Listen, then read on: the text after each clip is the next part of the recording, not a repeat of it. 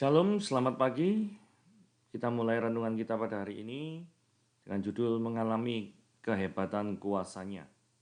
Diambil dari Efesus 1 ayat 1 sampai 23. Mari kita baca artikelnya.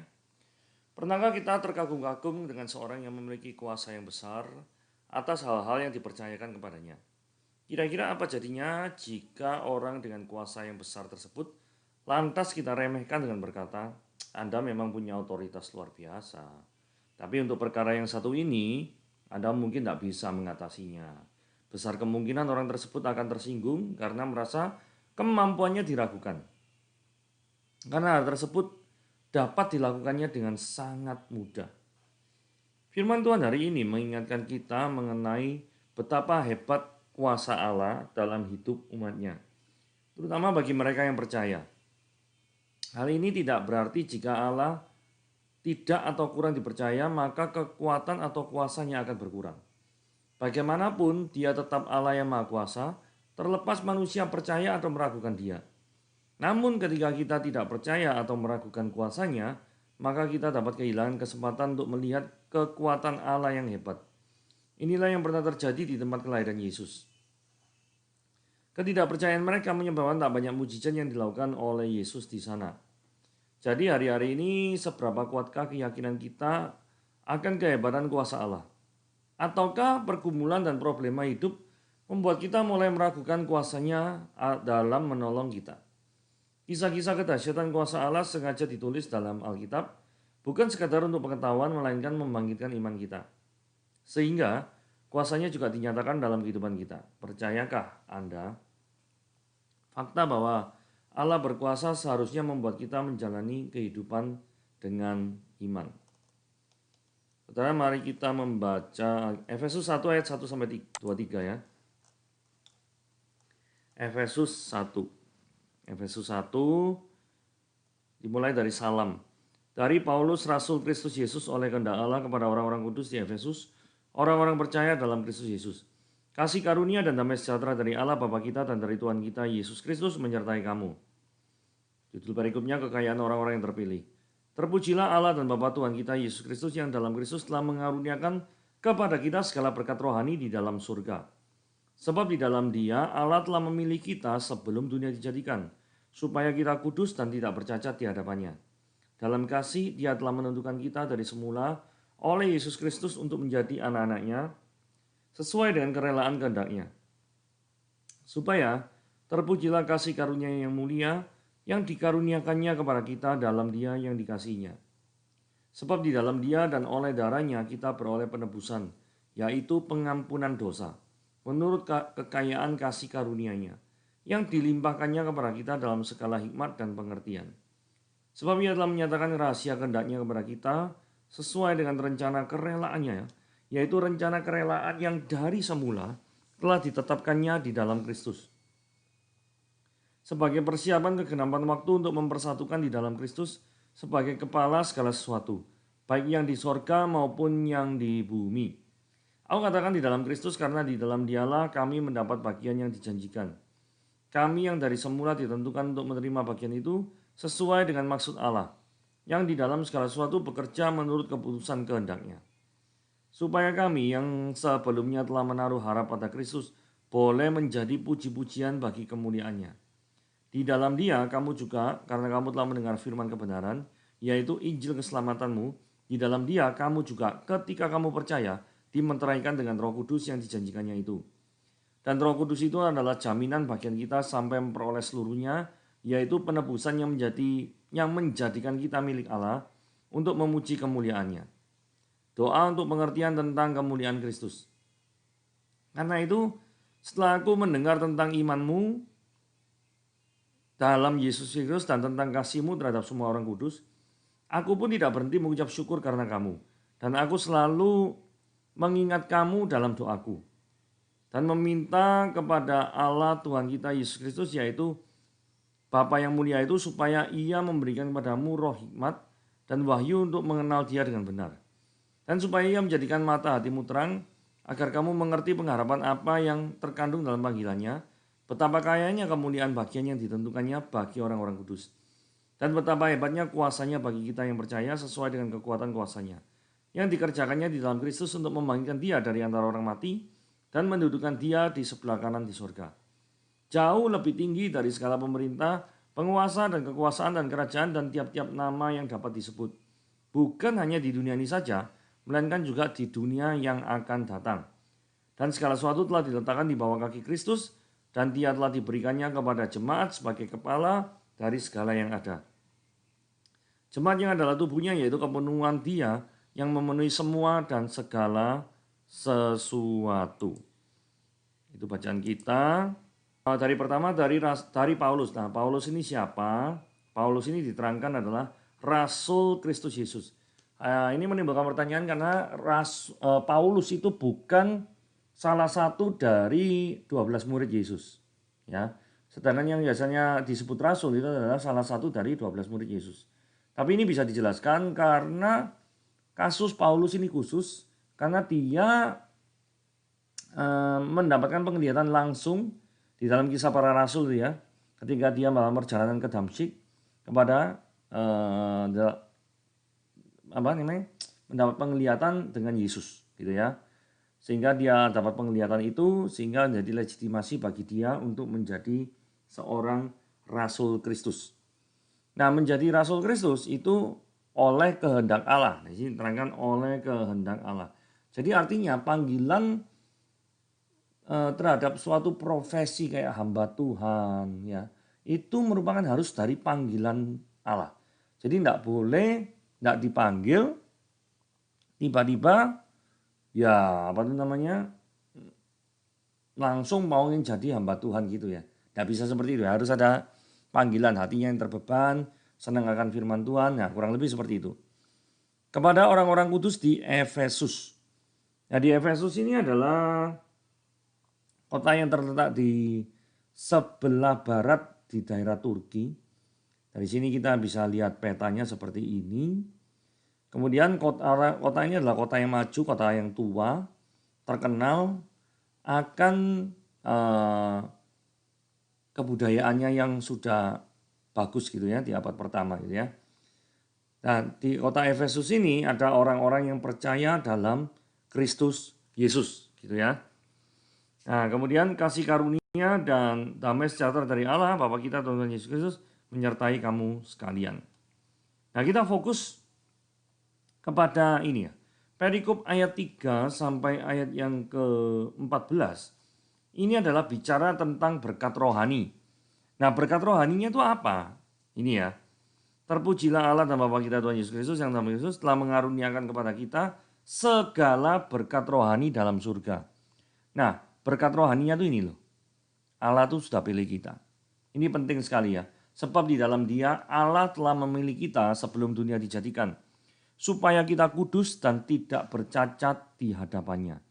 Nah, ini doktrin pemilihan, kalau dalam teologi istilahnya unconditional election. Di dalam teologi, dalam doktrin Calvinisme itu ada 5 ya. Jadi satu itu total depravity, yang kedua itu adalah unconditional election, yang ketiga itu adalah limited atonement, yang keempat adalah irresistible grace, sedangkan yang kelima adalah perseverance of the saints. Ya, jadi yang pertama itu berbicara tentang kondisi manusia yang rusak total, gitu ya. Yang kedua, karena manusia itu rusak total, maka manusia tidak mungkin melakukan perbuatan baik.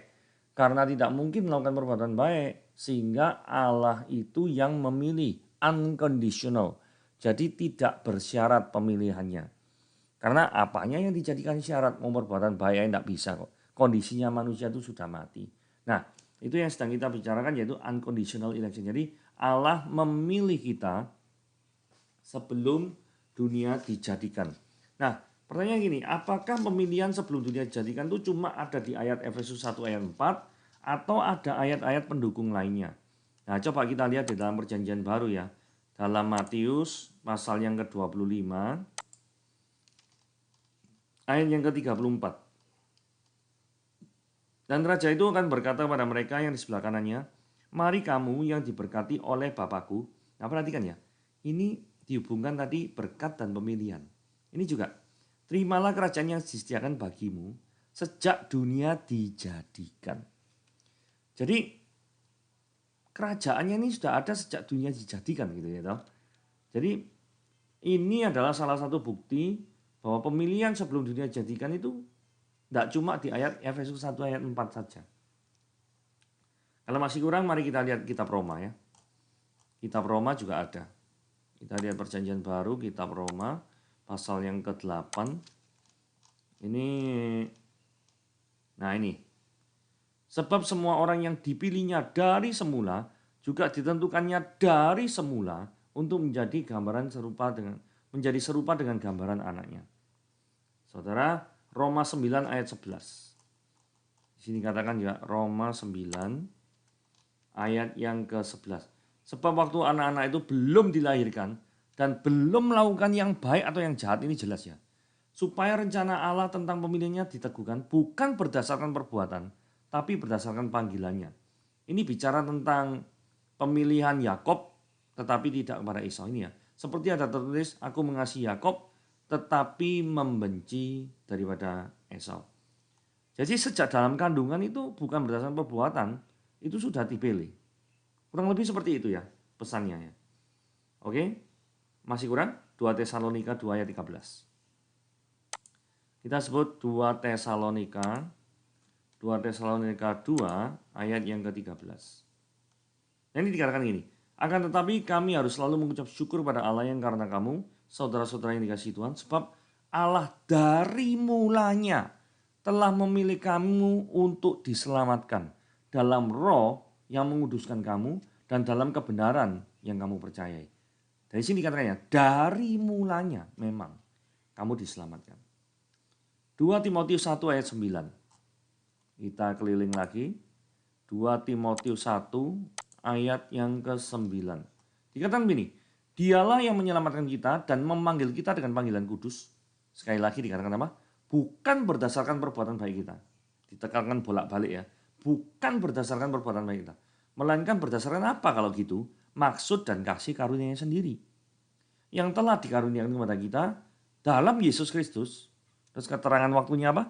Sebelum permulaan zaman.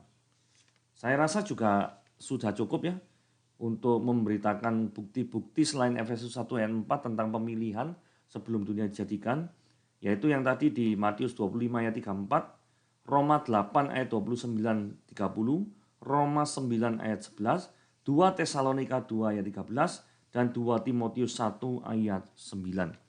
Saya rasa itu sudah cukup. Mari kita kembali lagi ke perjanjian baru di kitab yang sedang kita bahas, yaitu kitab Efesus. Efesus pasal yang pertama. Nah, efek daripada pemilihan ini dijelaskan dalam ayat 5 ya. Dalam kasih dia menentukan kita dari semula.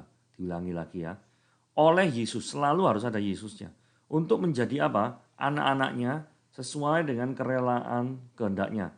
Saudara, kita pernah belajar bahwa kita diangkat sebagai anak-anak Allah. Status kita yang harusnya adalah hamba dosa diubah menjadi anak-anak Allah. Hal ini juga pernah kita bahas di perjanjian baru, kitab Galatia yang son of adoption itu ya. 4 ayat yang ke-5. Ya, diutus untuk menebus mereka yang tak luput supaya kita diterima menjadi anak. Ya, supaya kita diterima menjadi anak. Nah, sedangkan ada versi, kalau kita lihat ada versi ini macam-macam ya. Kalau New American Standard Bible coba di dalam perjanjian baru yang Galatia 4 ayat 5 tadi. Nah, ini ya. So that he might redeem, saudara perhatikan baik-baik ini, under the law, that we might receive the adoption as sons. Ya, jadi memang diangkat menjadi anak Allah. Bahasa Inggris lebih jelas ya. The adoption as sons. Jadi diadopsi memang. Jadi bahasa Inggris dari NESB seperti itu. Oke, sekarang kita kembali ke versi bahasa Indonesia saja di terjemahan baru ya. Terjemahan baru bahasa Indonesia, kemudian kita kembali ke kitab yang Roma. Kita ke Efesus. Efesus pasal yang ke-1 tadi. Nah, jadi sudah jelas ya, dari masalah anak-anak Allah sudah clear gitu ya. Kita sudah juga pernah membahas sebelumnya bahwa bedanya kita anak Allah dan Yesus anak Allah adalah Yesus anak Allah dalam pengertian monogenes huios, yaitu anak tunggal Allah gitu ya. Jadi ya, istilahnya memang berbeda. Kalau kita sons of adoption ya. Oke, ayat 6. Supaya terpujilah kasih karunia yang mulia yang dikaruniakannya kepada kita di dalam Dia yang dikasihinya. Maksudnya gini ya, kita tidak layak untuk menerima keselamatan dalam Yesus. Kita tidak layak untuk masuk surga, tetapi di sini terpujilah kasih karunia. Jadi kasih karunia itu pengertiannya gini ya. Orang itu harusnya tidak pantas dapat sesuatu, tapi toh akhirnya dia itu juga dapat juga. Dan dapatnya itu bukan karena usahanya, tapi karena pemberian. Yaitu kasih karunia. Nah, ini dijelaskan berkatnya lebih detail. Jadi berkat rohaninya di sorga ini. Jadi berkat itu jangan pikir yang di bumi saja ya. Di sorga itu yang lebih penting ya. 7. Sebab di dalam Dia dan oleh darahnya, dalam Dia itu dalam Kristus maksudnya. Kau tahu dalam Dia dalam Kristus karena disebut oleh darahnya. Yang ada darahnya itu kan pasti Kristus ya. Yaitu pengampunan dosa. Yaitu menurut kekayaan kasih karunia-Nya. Di sini kaitkan antara pengampunan dosa dengan kasih karunia yang dilimpahkannya kepada kita dalam segala hikmat dan pengertian. Jadi saudara tidak akan pernah dapat selamat jikalau Anda tidak percaya pada Yesus Kristus. 10. Sebagai persiapan kegenapan waktu untuk mempersatukan di dalam Kristus sebagai kepala atas segala sesuatu, baik yang di sorga maupun yang di bumi. Jadi ada persekutuan ya. Jadi persiapan kegenapan waktu untuk mempersatukan di dalam Kristus. Aku katakan di dalam Kristus karena di dalam Dialah kami mendapat bagian yang dijanjikan. Kami yang dari semula ditentukan untuk menerima bagian itu. Jadi penentuannya rancangan Allah itu memang dari semula, bukan dalam sejarah ini dalam waktu dia barusan mulai memilih, itu bukan ya. Memang dari semula seperti itu. Nah ayat 13 ini penting ya. Di dalam Dia kamu juga karena kamu telah mendengar firman kebenaran, yaitu Injil keselamatan kamu. Nah ini ya, dimeteraikan orang yang percaya. Percaya karena apa? Karena mendengarkan firman kebenaran. Firman kebenaran pasti hubungannya sama apa? Injil keselamatan. Nah kemudian ketika mendengarkan firman kebenaran yang isinya Injil keselamatan, pasti responnya kita itu adalah, yang orang pilihan adalah percaya kepada firman kebenaran. Nah kepada orang-orang yang seperti ini, itu akan dimeteraikan dengan Roh Kudus. Artinya dimeteraikan itu dalam bahasa Yunani-nya arabon ya. Jadi semacam kayak jaminan engkau itu pasti, kayak silnya raja itu terhadap suatu tulisan gitu ya. Jadi legitimasi ini adalah engkau adalah pasti selamat. Kurang lebih seperti itu ya. Dimeteraikan sebagai tanda ya. Nah ini juga menariknya gini ya. Ini kan karena mendengar firman kebenaran. Saudara, apa sih yang dimaksud dengan firman kebenaran? Saya percaya bahwa firman kebenaran adalah firman yang mengandung Injil keselamatan. Yang memberitakan Injil keselamatan. Jadi barang siapa yang memberitakan firman, tapi tidak ada Injil keselamatannya, cuma yang terjadi adalah Injil human potential movement gitu ya. Jadi pengembangan diri, rasa percaya terhadap diri sendiri. Nah itu teori motivasi itu, bukan memberitakan tentang kebenaran. Karena di dalamnya tidak ada Injil keselamatan dalam darah Kristus Yesus. Seperti di ayat 7 tadi. Jadi kemurnian Injil, pemberitaan Injil ini harus kita jaga mati-matian supaya tidak diselewengkan oleh pihak-pihak yang tidak terpanggil tadi. Kalau tadi Paulus kan dipanggil oleh kehendak Allah, gitu ya. Tapi sekarang kan makin banyak hamba Tuhan yang merasa dirinya dipanggil, tetapi hamba Tuhannya ini memberitakan bukan firman kebenaran, bukan Injil keselamatan, gitu ya. Ayat 14. Dan Roh Kudus itu adalah jaminan bagian kita sampai kita memperoleh seluruhnya, yaitu apa? Penebusan yang dijanjikan kita milik Allah untuk memuji kemuliaannya. Jadi yang saya sebutkan tadi ya, Roh Kudus arabons, dimeteraikan. Nah sekarang doa untuk pengertian tentang kemuliaan Kristus. Nah, Paulus ini senang sekali mendengar iman orang-orang yang ada di Efesus dan tentang kasih terhadap orang-orang kudus. Jadi artinya ada fellowship, Aku pun tidak berhenti mengucap syukur karena aku selalu mengingat kamu dalam doaku. Dan ayat 16 ini mengajar kita bahwa kita harus mengingat rekan-rekan saudara-saudara kita, rekan pelayanan yang mungkin sedang berjuang di ladang misi Tuhan. Karena Paulus juga selalu mengingat orang-orang yang ada di Efesus di dalam doanya. Ya, kadang-kadang kita seringkali kalau berdoa itu tidak ingat mereka yang ada di ladang misi pelayanan. Yang ingat itu cuma kebutuhan diri sendiri. Ya, saatnya bagi kita untuk merefleksikan ya. Untuk merenungkan bahwa selama ini mungkin kita terlalu egois di dalam berdoa. Tidak pernah berdoa atau mengingat mereka yang ada di ladang misi. Ayat 17. Dan meminta kepada Tuhan kita Yesus Kristus yaitu Bapa supaya ia memberikan padamu roh hikmat dan wahyu untuk mengenal dia dengan benar. Ini penting ya. Orang yang percaya tidak berhenti sampai percaya saja. Orang yang percaya harus mampu mengenal Kristus itu dengan benar. Karena kalau tidak mengenal dengan benar, maka yang terjadi adalah salah kenal, salah tafsir, salah perilaku.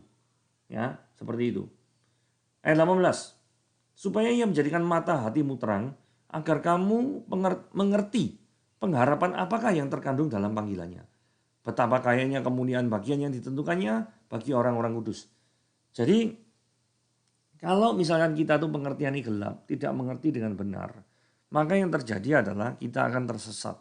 Contohnya misalkan ada orang yang percaya pada Yesus karena disembuhkan dari sakit. Tidak masalah, itu oke. Cuma kalau orang itu berhenti sampai di sana, dia akan mengenal Yesus only as a miracle worker, as a healer. Nah, kedatangan Kristus ini kan bukan hanya sebagai healer, bukan sebagai miracle worker, tapi sebagai as a savior in your life. Jadi sebagai juru selamat di dalam hidupmu. Ini yang jauh lebih penting. Ingat ya, konteks kita hari ini berbicara tentang hal-hal berkat rohani. Tapi orang-orang itu kadang seringkali menggunakan yang rohani untuk berkat jasmani. Nah ini yang perlu diklarifikasi. Saudara kalau masih ingat ini ya, ayat 3 itu ngomong apa? Segala berkat rohani, bukan berkat jasmani. Ya, saya bukan nanti berkat jasmani, tetapi konteks kita pada hari ini itu bicara tentang berkat rohani. Ya, nah ini menyinggung tentang kekuasaan daripada Bapa di surga. Betapa hebatnya kuasanya bagi orang percaya. Hebatnya apa sih? Nah ini ya. Di dalam yang dikerjakannya di dalam Kristus karena apa? Membangkitkan dia dari antara orang mati, mendudukkan dia di sebelah kanannya di surga. Nah maksudnya gini. Membangkitkan di antara orang mati itu hebatnya apa? Ya berarti dari sini kita lihat dia berkuasa atas maut. Maut tidak bisa mengalahkannya. Manusia tidak bisa mengalahkan kematian. Tetapi Bapa di surga bisa mengalahkan, overcome dari death, dari kematian. Jadi melebihi, mengatasi daripada kematian. Nah kalau misalkan membangkitkan dia di antara orang mati, berarti satu sisi ada fakta lagi yang perlu kita tahu yaitu apa? Kehidupan setelah kematian itu adalah nyata. Kalau kehidupan setelah kematian itu tidak nyata, maka dia ya habis mati finish. Tetapi nyatanya Allah membangkitkan Yesus dari antara orang mati itu menunjukkan apa? Adanya suatu kuasa yang besar lebih daripada kematian. Itu yang paling penting. Nah terhadap pribadi yang mempunyai kuasa yang luar biasa itu, itulah kepadanya kita berharap. Karena gini ya, kuasa yang kebangkitan ini nanti dibandingkan di ayat 21, itu ngomong gini. Jauh lebih tinggi daripada apa? Pemerintah, penguasa, kekuasaan, kerajaan, dan tiap-tiap orang yang nama yang dapat disebut. Ya mungkin kalau di abad pertama mungkin mau siapa, Mark Antony, mau Cleopatra, mau Herodes, mau Julius Caesar misalkan, atau siapapun, raja-raja Romawi yang besar-besar itu. Mereka tidak ada apa-apanya. Ya, mereka tidak ada apa-apanya. Ya, kemudian dikatakan, kekuasaan Tuhan ini bukan cuma di dunia yang akan datang. Ya. Bahkan di dunia ini saja, melainkan juga di dunia yang akan datang. Jadi di dua dunia ini Allah tetap berkuasa. Jadi bukan raja lokal loh. Ini raja semuanya. Ayat 22. Dan segala sesuatu telah diletakkan di bawah kaki Kristus. Wah. Dan dia telah diberikannya kepada jemaat sebagai kepala dari segala yang ada. Artinya Kalau Kristus adalah kepala daripada jemaat, artinya kita harus menundukkan diri, segala pengajaran, segala perilaku kita, segala perasaan kita, segala apapun yang sedang kita pikirkan, itu harus tunduk kepada Kristus. Itulah sebabnya kenapa Kristus menjadi teladan bagi kita. Kita harus tunduk kepadanya. Jemaat adalah tubuhnya, disebut ayat 23. Yaitu kepenuhan dia yang memenuhi semua, dia yang memenuhi semua dan segala sesuatu. Artinya kita harus membiarkan Kristus itu menguasai daripada hidup kita. Sebagai perenungan, apakah kita sudah melibatkan Kristus dalam hidup kita? Membiarkan dia berkuasa atas hidup kita? Ataukah belum? Ataukah selama ini kita cuma ya kalau butuh aja datang kepada Kristus. Kalau enggak butuh ya enggak usah datang. Waduh ini repot ya. Kalau misalnya kayak gitu, Tuhan bisa mikir gini. Ya kalau aku ingat yang memberikan udara bagi kamu ya. Kalau enggak ingat ya udara tak tarik. Loh, udara ditarik enggak bisa bernafas mati lah. Tapi Tuhan itu enggak gitu loh. Tuhan itu tetap sayang dan mencintai kita. Ya. Jadi biarlah Kristus itu menguasai hati kita sehingga memenuhi kita di dalam segala sesuatunya. Termasuk hidup kita, tutur kata kita, pemikiran kita, perasaan kita, kehendak kita, dan apapun yang sedang kita kerjakan. Itulah renungan kita pada hari ini. Tuhan Yesus memberkati.